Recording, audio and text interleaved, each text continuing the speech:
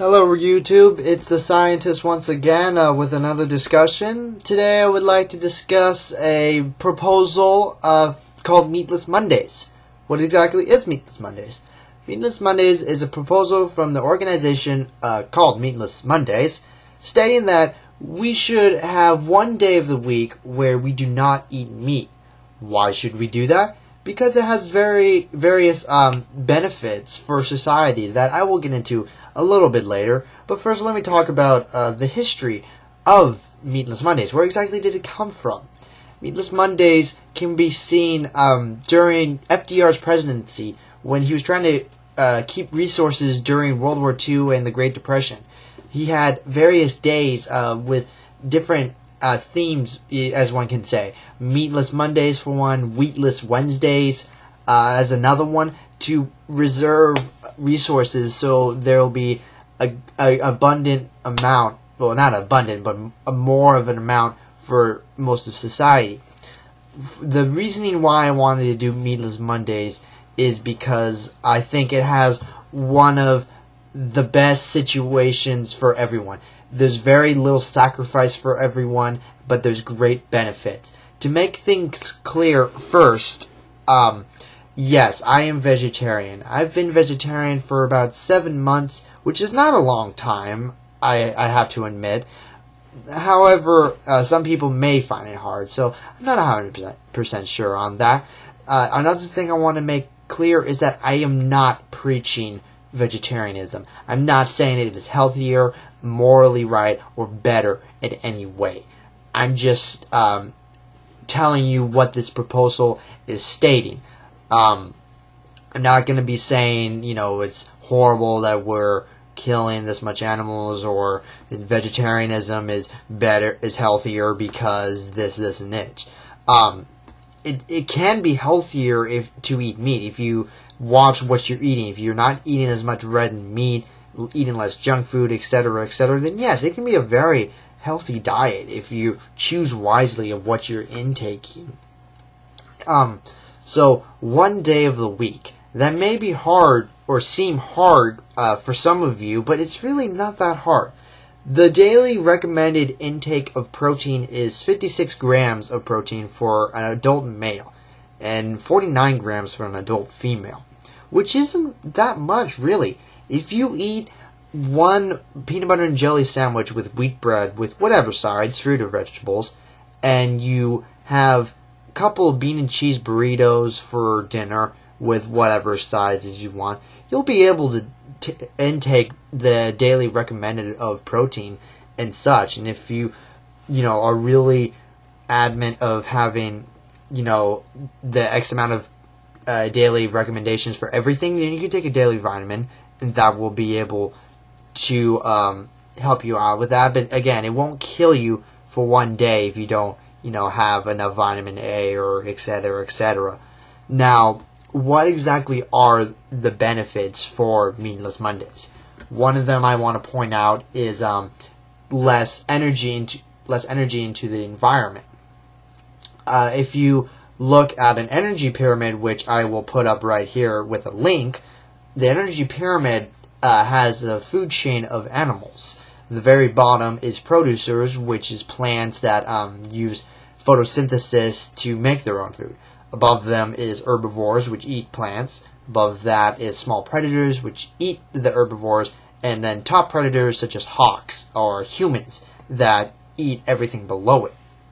So every time you go up a level of the pyramid, let's say 10% to make it easier, 10% of the energy is put into the environment. The energy is in the form of heat and kinetic energy.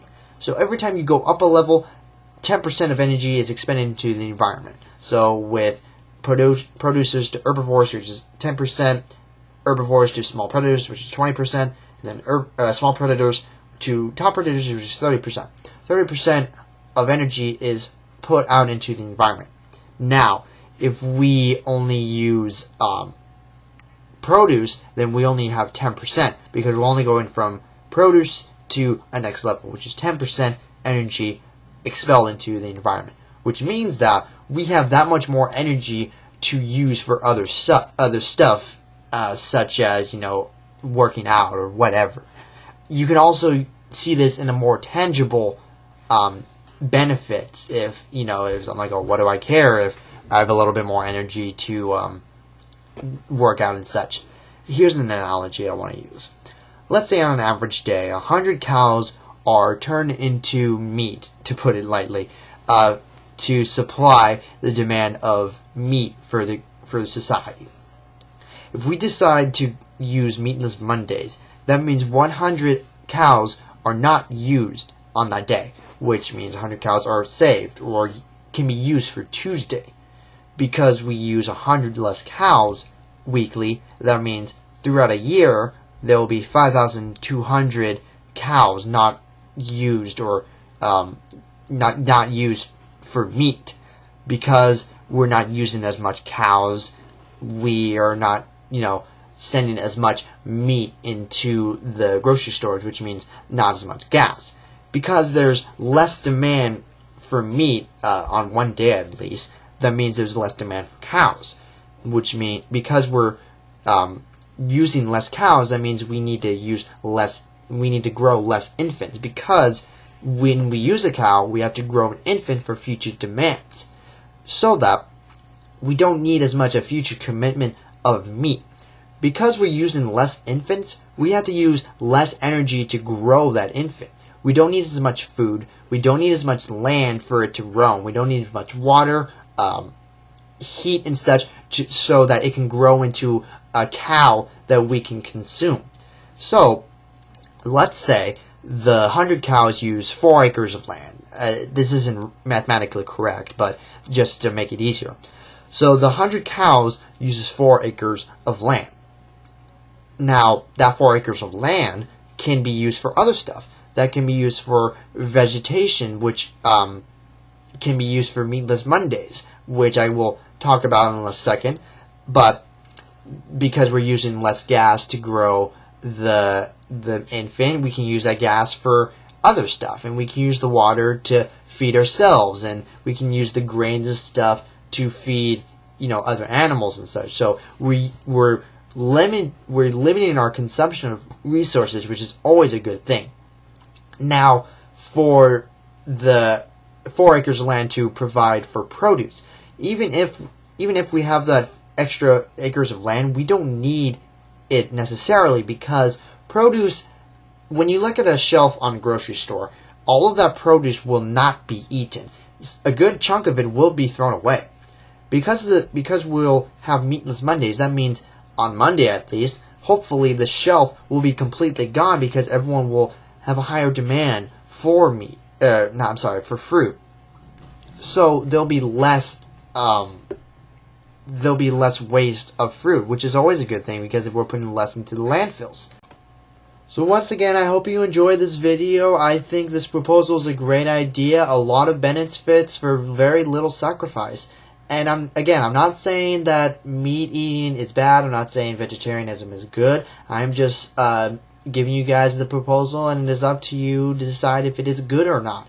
If you like my discussions, please subscribe, and if you want me to talk about anything, please post a comment or a video link telling me what you want to talk about. And I hope you have a great day. Have a good one.